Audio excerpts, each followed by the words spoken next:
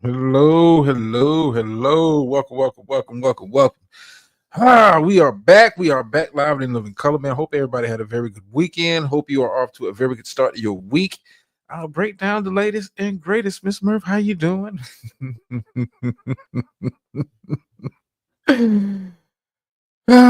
Jesus. Just when you think you're out. But anyway, yeah, it is what it is. Break down the latest and greatest from the world of the NFL. Also, give you a little bit of housekeeping before we kind of get the show started. Going to be in and out like usual. We'll be doing the. Hold on, let me look at the schedule. All right, looking at the results of this past Thursday's game between the Rams and Niners. Yeah, I could have did the show on Thursday like I normally do, but let's see who's got week 16. Who's flexing in there? Broncos Chargers. Yeah, I might have to do the show tomorrow. Yeah, well, the preview show will be tomorrow. And then Friday we may or may not do some KBK stuff. Get a girl, how you doing? I want to kind of look a little closer to a couple situations off the field, but dealing with stuff that's with players on the field. First of all, I can give congratulations to Travis Hunter for winning the Heisman Trophy. Well deserved award. Hell of a season. But he will be, if I do a show on Friday with the KBK, he will be a topic of conversation because is it just me or, the whole girlfriend thing? And I've seen people, come out and give their opinions on it. And, I've seen the Shannon Sharps of the world. I've seen Michael Irvin respond to Shannon Sharp. So it's a lot of debate.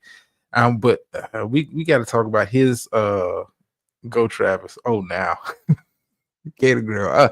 I don't want to get derailed from. I want to really focus in on it, but like based off what I'm seeing, like the stories is coming out, and I caught her little live stream. Somebody uploaded it on Twitter. She looking like got him looking like a whole simp out here, and it is not a good look. But I want to kind of dive in deeper into this.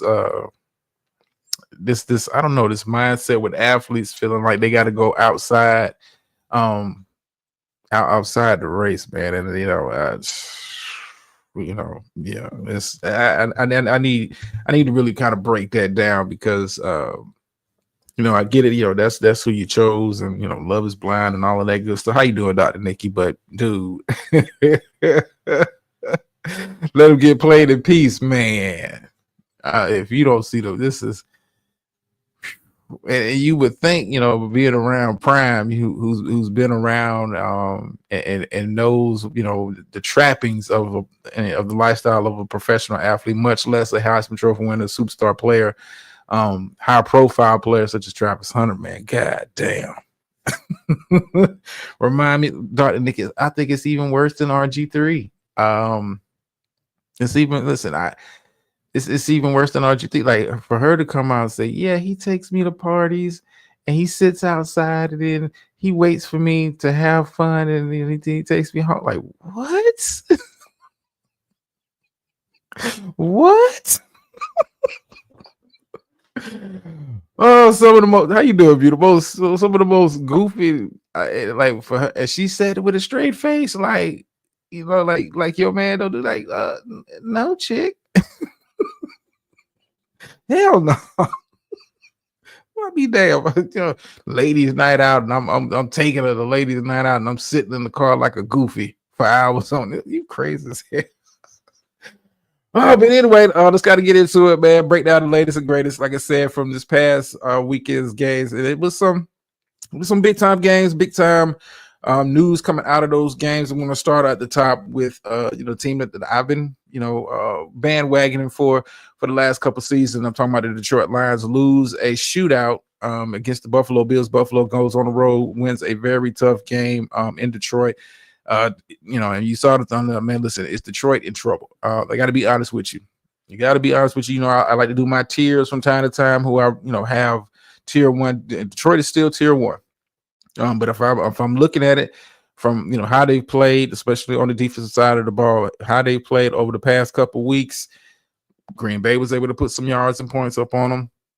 Buffalo was able to run up and down the field on them. I think Detroit, with the loss of players, when you look at the players that they've lost throughout the course of this season, it's piling up, and you're not just losing like fringe type players. You're talking about Aiden Hutchinson was the leading sack leader before he got hurt. Lee McNeil, very good defensive tackle. Pressure up the middle. He's hurt. You started middle linebackers hurt. Other guys are hurt. Guys are dropping like flies, and that's just not even to talk about running back David Montgomery, part of that two-headed rushing attack that they have in Detroit, goes down.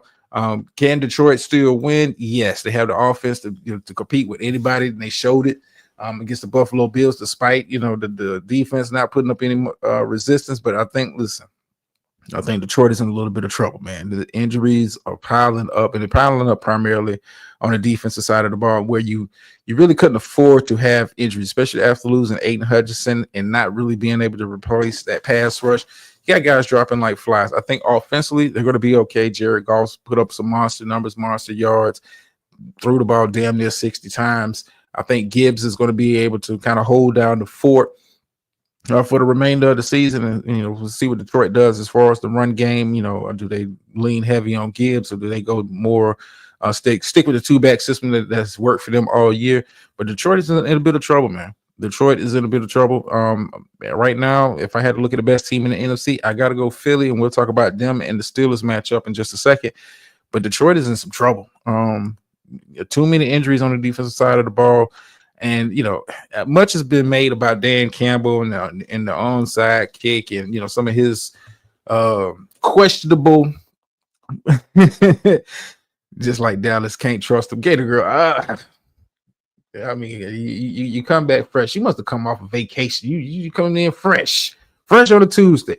But anyway, Detroit. Much has been made about Dan Campbell, some of his questionable play calling. Listen, it's got them this far. They're still sitting there with just 2 losses on the season. Still a very good team. Still upper echelon, and not just the NFC but the NFL. But Dan Campbell, he's sometimes you got to know when to gamble and when not to gamble. And I get going for an onside, trying to surprise them with how the new kickoff rules and kickoff setup is. Like, it's surprising the team with an onside kick just doesn't work like it did in seasons past. Not when having everybody damn near up on the line anyway.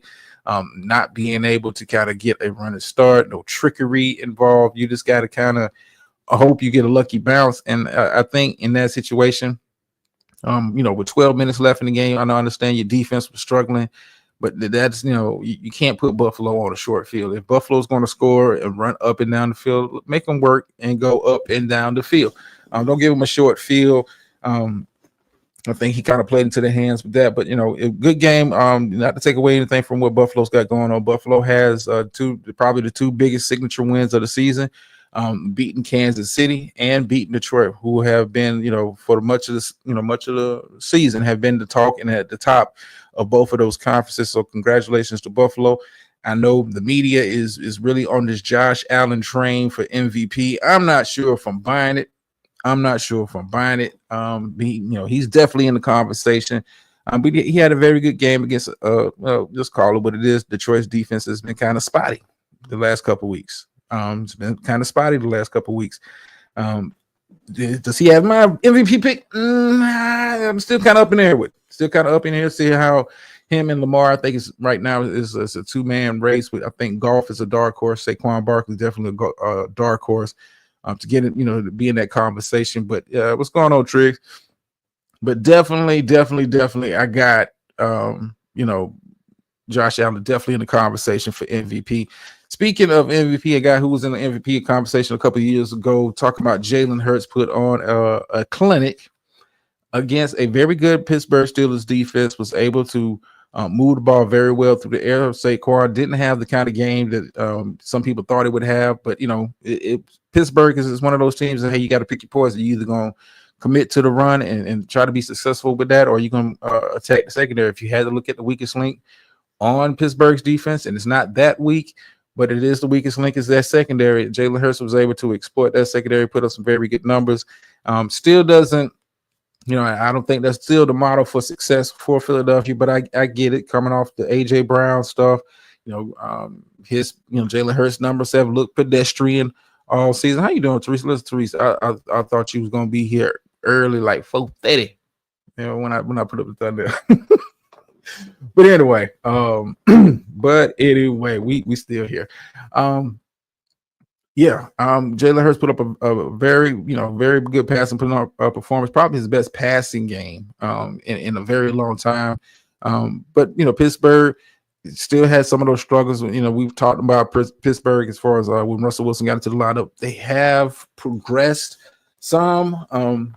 The offense has gotten better and better each week, but it's not like been such a big jump as far as the numbers are concerned. I think Russell Wilson is still getting comfortable with the receivers, getting comfortable in the offense. It's gotten better.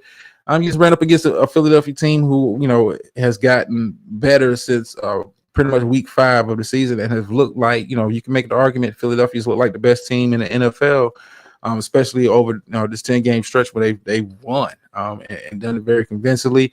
The defense continued to play lights out. I thought Pittsburgh was going to be able to take some shots deep, and it just didn't materialize for them. But kudos to Philadelphia Eagles fans that are out there. Jalen was acting a little too light skinned in his personal. Listen, dude, you have one good game. Don't get cocky. I saw Jalen Hurts presser Gator Girl. Listen, like, come on, dude. Like you've been putting up, and it's been winning football. It's been a winning formula for the team. I don't see why you was even bothered by people talking about the numbers. Like, your relationship with AJ Brown. I think that's more important than what kind of numbers you was putting up, because you was putting up pedestrian numbers. You was putting up like $120 for like 2 or 3 weeks straight. Let's pump the brakes, dude. I mean, I like Jalen Hurts. But you wasn't playing like this last year, dude. You walking in there like you damn Patrick Mahomes, and you got rings. Like, dude, calm down. You had one good game. It was against a very good Steelers team, but you had one good game passing, and it wasn't like you threw for like 500 yards. I don't even think you threw for 300. I think you threw for like 290. Calm down, dude. Calm down. We understand. Yeah, if you throw the ball enough times, you can get the yards. We get that. But come on, dude. I mean, but we'll see what Philadelphia does for the remainder of the season. Still have some tough games to kind of close out the season. Still, is currently, if I'm not mistaken, as far as the tiebreaker is concerned, still in second place in the NFC. Detroit holds the tiebreaker due to having the better conference record. But Philadelphia has looked like the best team, especially over the last 2 to 3 weeks, just with Detroit's defense failing, Philadelphia's defense getting let Jalen have a shot. Listen, Miss Bird, listen, I had no problem with like you going out there, and showing folks, hey, if need be, I can do it. And, let's be honest, Philadelphia needed him to, because Saquon was boxed up. I think Saquon had 18 carries, 60 some yards. He was boxed up. So they needed you, if they was going to win, they needed you to kind of put the ball in the air more than usual. But if you think Jalen Hurts throwing the ball more than they're running it with Saquon is a formula for success, you are smoking crack. And you need to get off that Jalen Hurts booger sugar ASAP. He had one good game, and it wasn't like the numbers was blowing him away. It wasn't like dude was like 30 for 32, 350. Like, come on, dude.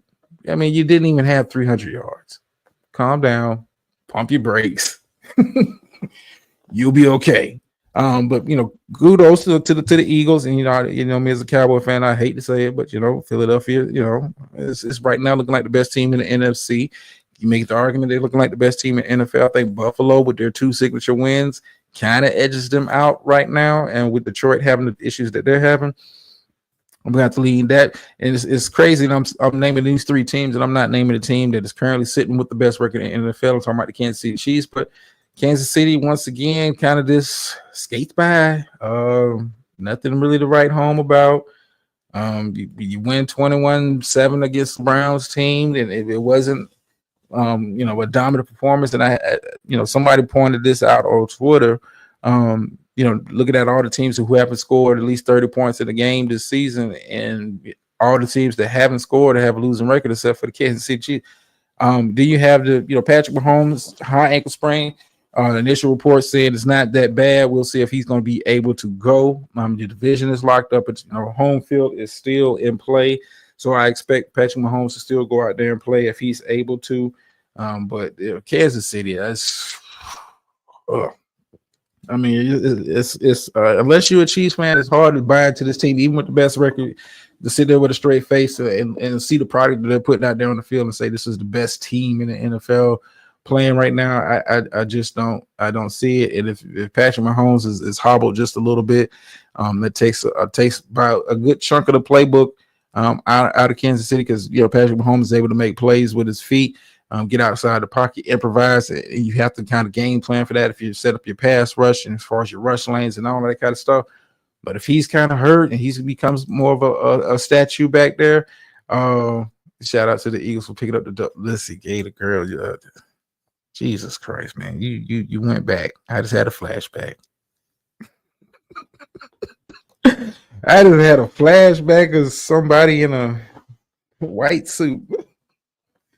Let me stay focused. Let me stay focused. Jesus Christ. I just had a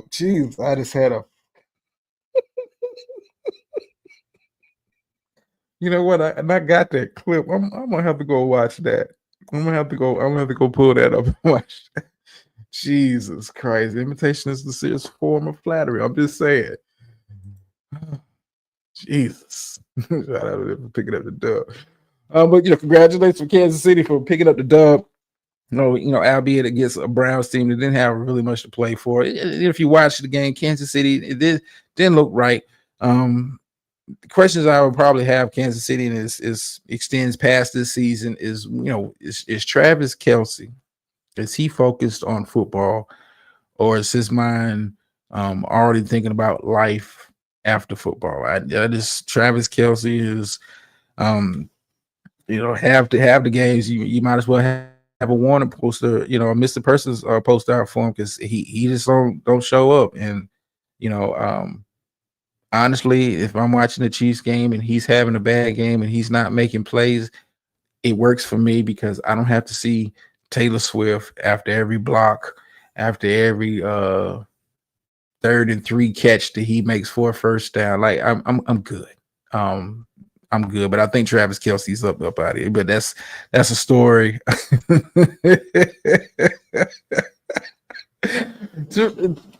Teresa, I'm just saying this. She brought that up, man, and this. It took me there. This is corporate. All right, so moving on to talk about the rest of the games for this past week. We're going to start with should have started with this, but I thought it was going to be a good game, and it turned out to be not CTV last Thursday. I'm talking about the Rams picking up the win in a very rainy and sloppy game. Not really too much to talk about in this one. Rams keep the division hope alive, keep their playoff hopes alive as far as getting in as a wild card. 49ers, for all intents and purposes, unless somebody falls off a cliff in between now and then, and the way that these teams are playing that are ahead of them in the standings, it's not looking like that's going to happen. 49ers season is over. Probably the biggest news coming out of this game is the fact that linebacker Devon J. Campbell did not suit up for the third quarter. Pretty much told the head coach, I don't feel like playing anymore. The team has suspended him for 3 games. Which is pretty much the rest of the season. I've seen players. It's very rare. It's very rare. It's only 2 instances I can remember where a guy kind of bailed on his team in the middle of a game. One was Vontae Davis back in Buffalo. He and it kind of found that he may have had some mental health issues. That we didn't know about, and of course Antonio Brown, the whole taking off the jersey and that kind of stuff. But you just don't see that happen too often in NFL, where guys say, "I'm not suiting up. I don't want to play." I get it, dude. You're on a 1-year deal. You feel some kind of way about Drake Greenlaw coming back off of injury, getting more of the snaps. But I mean, dude was a starter. Dude was a Pro Bowler. I mean, the season is pretty much a wash. I mean, you've made your money. You had a nice. I mean, Devontae had a nice contract this year. How you doing, YouTube and photo? I like the Rams and KC. Oh, beautiful. I like the Rams. I'm not too high on KC right now. I understand that they're winning, but I'm not too high on KC. But I've been, back in the Rams. It was one of my dark horse teams for the past couple seasons. I like what I've been seeing from them. But for like back to the 49ers, like I said, Devondre Campbell, you up out of here. In the world of the NFL, how sacred that fraternity is amongst players for you to bail on your team in the middle of a game. That's the last time I think I doubt I would put money that nobody would sign you after this season, because it's one thing to question for players falling off if he's gotten open. Devondre Campbell's not no spring chicken. He's not a young guy. And for NFL years are concerned, but for you to bail on a team in the middle of a game, no, that don't. And you're not supremely talented to where a team might take a chance on you, like an Antonio Brown. No, your career is over, and I hope you enjoy your money. I hope you enjoy the rest of your life. But just like your career, this is over for 49ers. I think the 49ers have a big decision that's coming off season. Do you pay Brock Purdy the going rate for starting quarterbacks in the NFL? I don't know. That's a question you got to ask yourself going forward if you're a 49ers fan, based off the sample size that you see. Because when you're paying a guy that kind of money, you expected him to be a force multiplier, a guy that can uplift the guys around him. But as you're seeing this season with San Francisco, with guys being out, a lot of the key playmakers being out for extended stretches of the season, it's not like Brock Purdy has elevated the talent around him to the point where, but they're going to pay him. I mean, because that's what the market is. They're not going to lowball him. I don't think he's going to get the Trevor Lawrence type money where we're talking about $55 million a year. But I think San Francisco might, negotiate a bargain type deal where they're paying him maybe 50 a season. And I think with how the market is, and you just got to go off what the market is, he's kind of earned it. I don't, this my opinion. He's not worth 50. But then again, a lot of these quarterbacks ain't worth 50, in my own humble opinion.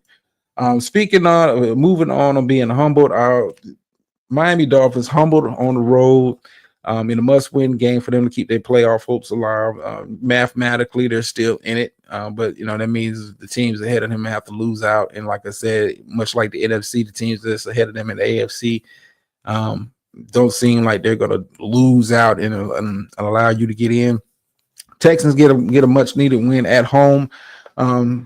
Defense finally showed up for Houston, probably their best defensive performance of the season. For 4 turnovers, had Miami kind of bagged up to where their offense couldn't get going. And offenses look like they've been on fire since Tua returned back from injury. But shout out to the Texans for putting the clamps on them. Pretty much secured the division. Can start looking forward to the postseason. I still don't believe in the Houston Texans going forward. Even though they are in the postseason, I look at them as more of a one and done. When you look at the teams that they could possibly be matched up with, come playoff time, I'm probably taking the road team in that. But we'll talk about that as we get closer and closer to the playoffs. Speaking of teams closer and closer to the playoffs, 2 teams that are not close to the playoffs, the Jets finally got something out of Aaron Rodgers. Finally pick up a win against the Jaguars team. That's about it. I'm moving on from that. Baltimore Ravens smashed the New York Giants. They take care of business. Lamar Jackson, 5 total touchdowns in this game. Like I said, we were talking about Josh Allen. I think it's a 2-man race for the MVP. I think Josh Allen may get it. It may be a little bit of voter fatigue, considering that Lamar Jackson just won it last year. But if you look at his numbers compared to last year to this year, his personal numbers are better. The only thing that's worse is the team's 1-loss record, and I think that's going to be the deciding factor. If Buffalo ends up with a better record than Baltimore, that's going to be something you're going to have to look at. It's like the team's record in regards to that. But I think Lamar Jackson he's had a MVP worthy season. And I see brother of a certain age didn't show up. Listen, you got to show up for the wins and the losses. And I know it's been a lot of losses in New York. And we talked about that a little bit on Friday's show. We're talking about your draft prospects. Now it has been, it was video leaked that Shedeur Sanders was kind of just hanging out with Malik Neighbors while he was up there for Travis Hunter in the Heisman weekend. So there may be some footage you might want to go see what it looks like when you have a competent quarterback tossing the ball to your number one receiver. But I mean, that's about all I can really say from that one. Baltimore takes care of business in that one, keeps their outside chance of possibly winning the division. It's an outside chance. Still have an outside chance of possibly winning the division. And things kind of break their way. But it's firmly sitting there in the wild card conversation. Speaking of a team that's not in the wild card conversation, but needs another miracle, another 6-8 from the AFC. Talking about the Cincinnati Bengals, take care of business against the Tennessee Titans. Even against the Titans, even with Will Levis having three interceptions in this game, you only win by 10. Cincinnati, your mandate. I think you're going to be eliminated from the playoffs this coming weekend anyway. Your mandate for the offseason has got to be get guys on the defensive side of the ball. You can't stop anybody. Think about it. Tennessee scored 27 points on this Bengals defense, and that's with Will Levis getting pulled. For three interceptions. He was playing that bad at quarterback. He got pulled, and they still put up 27 on Cincinnati. Cincinnati, if Cincinnati had if you had, let's say, the New Orleans Saints defense, Cincinnati would be a playoff team this year. And it's not like the Saints are elite level type defense, but it's a pretty good defense to have. But Cincinnati, I mean, Jesus, this you guys have been track meets with everybody. Yeah, everybody. Speaking of being in the track meet with everybody, Tampa Bay runs away from the Chargers, and the Chargers, with the way Justin Herbert has been kind of getting beat up, he don't look. I'm gonna be honest with you, he don't look like he got all his faculties about him, meaning his ability to move and escape out of the pocket. Chargers still in the wild card conversation, but lose a very bad one against a very good Tampa Bay team who is coming on strong to close out this season. Baker Mayfield is looking good. Mike Evans has looked good since his return. Tampa Bay's defense is starting to get after it a little bit, and they take care of business against a team that is trying to get into the playoffs. But Chargers, I've been saying this all season about the Chargers. Even if they get into the playoffs, I think this team is about a year ahead of schedule. I think Harbaugh is going to take this offseason, along with free agency and the draft, really bring in guys who kind of fit his style of football, his mode of football. And I think he's going to be able to take this team to higher heights next season. I just think there's a season too early. You got to get some more weapons on the outside. Look at adding some more pieces along the offensive line because Justin Herbert has been getting his ass killed a majority of this season. Let's see. Packers take care of business against the Seahawks. Listen, I picked Packers.